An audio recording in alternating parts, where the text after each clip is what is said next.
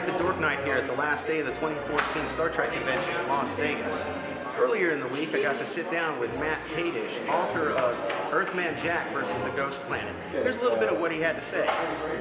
Did a little research before we met, and read your website, your bio, and I love the way you explain how General Patton inspires you to chase after your dreams, especially that now becoming a writer. How challenging has the journey been for you? What are you doing to support the goals you've set for yourself?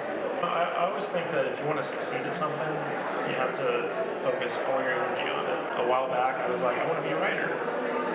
But most writers, they just look at the artistic side. Being a writer is also about being a businessman, because once your book's done, it becomes a business. It's no longer a book, it's a business. So in terms of supporting myself, the book's been a bestseller. I've just been living off of residuals from the book, and then we go to these conventions, and we sell out at every convention we do. So I've just been, focused on, okay, how can I get this out there, and how can it, make money, and how can it get to the fans? Well, I was hoping I could let the audience know a little bit more about yourself. Sure. And mainly what got you into sci-fi, like maybe your first memories of the genre. It was a very specific moment because my dad was in the Air Force, and when I was in kindergarten, about kindergarten age, we moved to Germany, and there was no American TV. So, family from the States would mail VHS tapes to us of stuff that they recorded. And the one movie we had on VHS was Star Wars. And so that was the only movie my parents owned.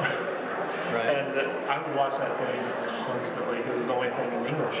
Okay. Yeah. I loved that movie. So I must have seen Star Wars a billion times.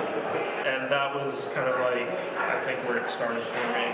Okay. That was my love of sci-fi. That's why I love Star Wars. And when did you know you wanted to be a writer? What inspired you to actually, in getting started, to put the pen to napkin, as you say on your website?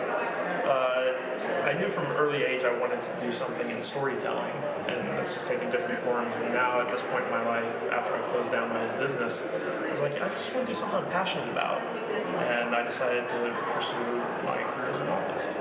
You're planning a total of 7 books with the Earthman Jack series. The first one, Earthman Jack versus the Ghost Planet, is available now, and you're currently working on the second, Earthman Jack versus the Secret Army. Do you feel any pressure from the commitment you've made to do a total of 7? Not at all. No pressure at all. And I'm serious about that. The first book took me 4 years to finish because I had a day job, and I was just, I'd write short bursts and then go months doing other stuff and go back to writing. And now that I'm doing it full time, the sequel only took 2 months. But I was writing 12 hours a day, 7 days a week. Well, whatever you're doing so far sounds like it's working. Do you have any advice for those looking to kind of follow the same path that you have? Any tips or tricks or resources or recommendations you I have a lot of advice. I could go on for hours about this.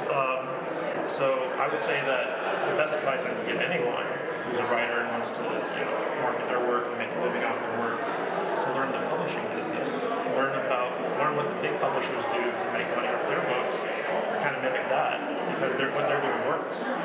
And if you would please let everyone know where we can get a copy of this book. Well, we're all over the internet, so you can get it on Amazon.com, BarnesandNoble.com, iTunes.com. You can come to my website and find it through there, MatthewKadish.com. We're also going to be in bookstores starting next year. So. Well, it sounds like a really exciting time for you.